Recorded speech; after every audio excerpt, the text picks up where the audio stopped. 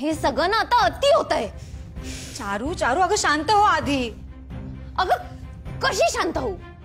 त्या ओवीला इकडे येऊन माझ्या आयुष्यात लुडबुड करायची काय गरज आहे? तुम्ही श्रीनूचं आणि माझं लग्न ठरवलेलं असताना माझा या घराशी काही संबंध नाही असं कसं बोलू शकते ती? लाली आता तुम्हीच सांगा, खरंच माझा या घराशी काही संबंध नाहीये? ह्या बघ चारू, तू ना काही एक टेन्शन घेऊ नकोस।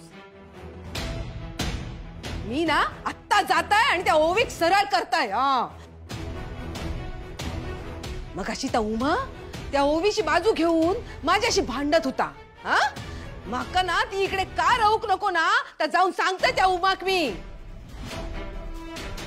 माझ्या लेकाच्या आयुष्यात येऊचा प्रयत्न करता काय? पण ना त्या पोरी या घरात सुद्धा येऊन देऊचे नाही मी। थांब जरा बघताय ती का। लाली, तुम्ही आता माझ्या मध्ये येऊ नका। थांब लाली। लाली, आपला श्रीनू 2 दिवसापासून उपाशी आहे ग। त्याचं ह्या चारूला काही नाही वाटत,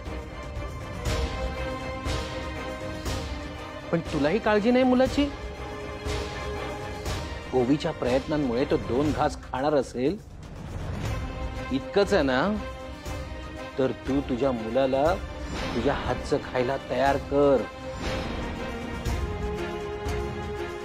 अगं ही चारू तर परकी आहे, पण तू तर जन्मदाती आई आहेस ना।